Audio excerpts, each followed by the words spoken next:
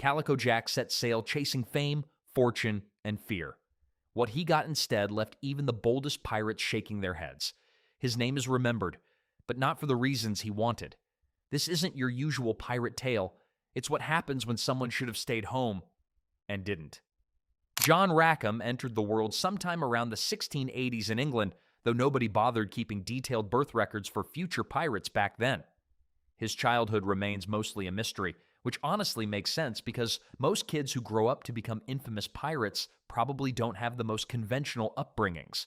What we do know is that young John found his way to the sea, likely through some form of maritime work. The ocean called to him, though whether it was adventure or simply the need for steady pay remains unclear. He definitely didn't wake up one morning and decide to become famous for wearing fancy fabric patterns. Yet that's exactly what happened when he earned the nickname Calico Jack for his love of colorful calico clothing. This wasn't because he was particularly skilled in battle or feared across the seven seas. No, he got his famous name because he had good taste in fashion. By the early 1700s, Rackham had joined the crew of a pirate captain who operated in the Caribbean. This captain had built a reputation as someone who preferred to avoid strong targets, which sounds smart until you realize that pirates are supposed to be in the business of taking risks for big rewards. His idea of piracy was basically window shopping, but for ships. Lots of looking, not much taking. Under this cautious leadership, the crew grew increasingly frustrated. They watched potential prizes sail by because their captain deemed them too dangerous to attack. This created tension aboard the ship, as pirates generally don't join crews to play it safe. They want action, adventure, and most importantly, treasure that they can actually get their hands on. The breaking point came in 1718 when Rackham had enough of this cautious approach. He organized a mutiny against his captain, convincing the crew that they deserved better leadership and bigger rewards. It was probably the most successful career change in pirate history, from follower to leader in one democratic vote. The crew agreed, voting out their old captain and installing Rackham as the new commander of their ship, the Revenge. As the new captain, Rackham made promises that would define his entire pirate career. He assured his crew that under his leadership, they would see more direct action and better spoils. No more watching valuable ships sail away because they looked too intimidating. Now it was time to put those bold promises into practice. Captain John Rackham took command of a small crew with limited firepower, which immediately put him at a disadvantage compared to other pirate captains of his era. While notorious pirates commanded fleets with hundreds of men, he operated with a much smaller operation. His crew was about as intimidating as a neighborhood watch group, but with better hats. His preferred hunting grounds stretched across the Bahamas and Caribbean, where he focused on raiding unarmed or lightly defended merchant ships.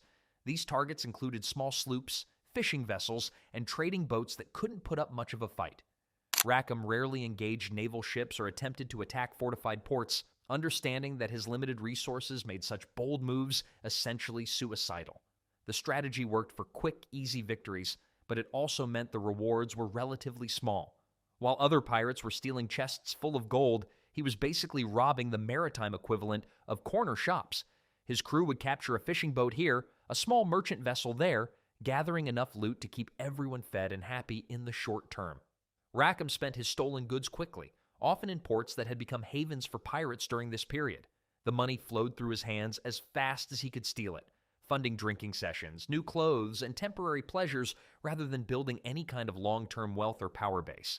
Despite his limited success in terms of actual piracy, he gained a reputation for style and charisma rather than military strength. He wore colorful clothing that made him instantly recognizable in any port, turning his appearance into a kind of personal brand. He understood that looking the part was half the battle, even if the other half involved actually winning battles. His leadership style attracted a diverse crew, including individuals who would later become far more famous than their captain. The promise of easy targets and quick profits drew people who wanted to try piracy without facing the extreme dangers that came with attacking heavily armed ships or military vessels. Little did Rackham know that his crew was about to become much more interesting than he had ever planned. Around 1719, the crew gained two members who would ultimately overshadow their captain in historical importance. Bonny arrived first, bringing with her a story that was already quite remarkable before she ever set foot on a pirate ship. Anne came from Ireland and had married a sailor, but marriage apparently wasn't adventurous enough for her taste.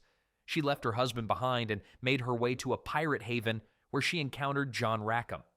Meeting him was probably the first time someone's midlife crisis involved joining a pirate crew instead of buying expensive clothes. Though in her case, she got both the adventure and access to a captain with excellent fashion sense. Mary Reed's arrival came through more unusual circumstances. She had been disguising herself as a man to join various ships and crews, a practice that was dangerous but sometimes necessary for women who wanted to work at sea. When she joined the crew, she continued this disguise, and initially nobody suspected her true identity. Both women quickly proved themselves capable of handling the demands of pirate life. They participated in raids and shipboard duties just like their male counterparts, showing no reluctance when it came to the violent and dangerous aspects of their chosen profession. They were probably relieved to find work where their willingness to break rules was actually considered a job qualification. Eventually, the crew discovered Mary's secret, but by then, both women had earned their respect through their actions rather than their gender. They wore men's clothing during raids and battles, which served both practical and safety purposes in their dangerous line of work. Other pirates throughout the Caribbean began to take notice of Rackham's crew, not because of their captain's growing reputation, but because of the unusual composition of his team. Word spread that he sailed with female pirates who could fight as well as any man, which was almost unheard of during this period. Their fighting abilities became legendary among those who witnessed them in action. It turned out that when your job involves swinging swords and firing pistols, upper body strength matters less than determination and accuracy. The presence of these remarkable women brought the crew fame and notoriety, but success has a way of making people careless. Success, even the modest kind that the crew experienced, can be just as dangerous as failure when it goes to your head. After each small victory, the pirates began celebrating with increasing enthusiasm and decreasing caution. What started as reasonable celebrations after successful raids gradually evolved into extended parties that left the crew unprepared for their next challenges. Heavy drinking became a regular feature of their routine, particularly when they made port in friendly towns. The crew would spend their newly acquired loot on alcohol and temporary pleasures, burning through money almost as quickly as they could steal it. They basically turned piracy into the world's most dangerous paycheck-to-paycheck lifestyle. These frequent celebrations created a cycle that undermined their effectiveness as pirates. Instead of using their profits to improve their ship, buy better weapons, or recruit additional crew members, they squandered everything on short-term gratification. Each successful raid funded the next party rather than the next improvement to their operation. The crew's habit of making frequent landings began attracting unwanted attention from local authorities. Pirates could blend in when they visited ports occasionally and kept low profiles, but Rackham's crew became regular fixtures in certain towns. Merchants and local ship captains started reporting their activities to British officials, creating a paper trail that would eventually lead to serious consequences. British colonial authorities in the Caribbean had been taking an increasingly hard line against piracy throughout the early 1700s. Unfortunately for the crew, they were partying like it was 1699 when it was actually 1720. Reports about their activities accumulated in official files across the region. Each sighting, each raid, and each drunken appearance in port towns added to a growing body of evidence that made them targets for capture. The crew ignored these warning signs, continuing to sail near heavily patrolled waters and making little effort to disguise their identities or movements. By late 1720, Rackham's ship was operating dangerously close to areas where British naval presence was particularly strong. Their reckless behavior was about to catch up with them in the worst possible way. A British captain had been hunting pirates in Caribbean waters when he received reliable intelligence about the crew's location. Unlike his quarry, he approached his mission with military discipline and careful planning. He tracked Rackham's ship to its anchorage off the coast, where the pirates had made a critical error in judgment. The timing of the attack could not have been worse for the pirates or better for the British forces. When the naval hunters arrived, they found most of Rackham's crew in various states of intoxication, completely unprepared for battle. It was like showing up to a sword fight and discovering your opponents had brought rum bottles instead of weapons. The contrast between the two forces was stark and immediate. While the British men approached with loaded weapons and battle-ready discipline, the pirates stumbled around their ship trying to figure out what was happening. Most of them were unarmed, having left their weapons below deck while they focused on more pressing matters like finishing their drinks. In this moment of crisis, only Bonny and Mary Read rose to meet the challenge. While their male crewmates surrendered without putting up any meaningful resistance, these two women grabbed whatever weapons they could find and prepared to fight. They were apparently the only ones who remembered that being a pirate occasionally involves actual fighting instead of just talking about it over drinks. Rackham himself proved to be as ineffective in defeat as he had been flashy in success.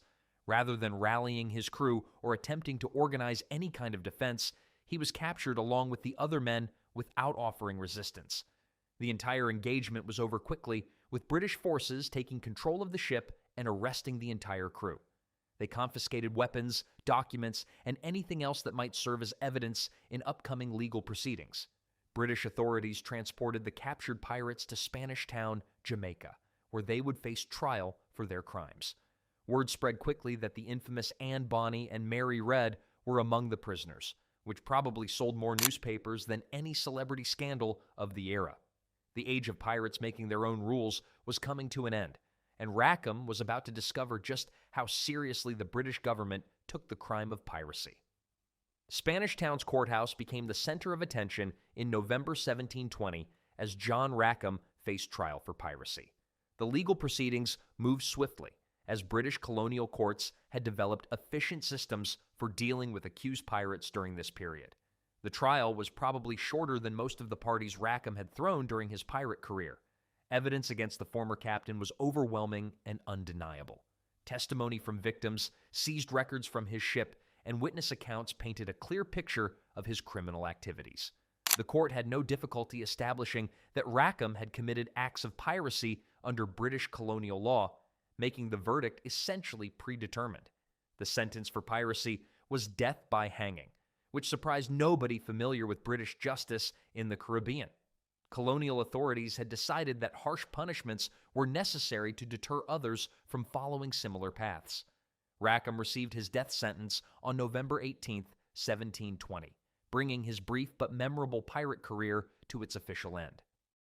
Following his execution, British authorities took the additional step of displaying Rackham's body in a gibbet, an iron cage designed to hold corpses as public warnings. They placed this gruesome display at a prominent location in Jamaica, where it would be visible to anyone entering or leaving the harbor. It was essentially the 18th century equivalent of a very unpleasant billboard advertising the consequences of piracy. The fates of Bonny and Mary Read took different turns due to a legal provision known as pleading the belly. Both women claimed to be pregnant, which, under British law, meant their executions had to be delayed until after they gave birth. Mary Read never lived to see whether her pregnancy claim would save her life. She died in prison, most likely from fever or complications related to childbirth. Bonny's ultimate fate remains one of history's unsolved mysteries. She basically pulled off the most successful disappearing act in pirate history, leaving historians to wonder what happened to her for the next 3 centuries. The public viewed Rackham's execution and the display of his body as a clear message from colonial authorities.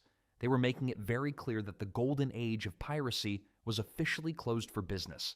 While Rackham's life had ended, his story was far from over. Sometimes the most interesting part of a pirate's tale begins after they're gone.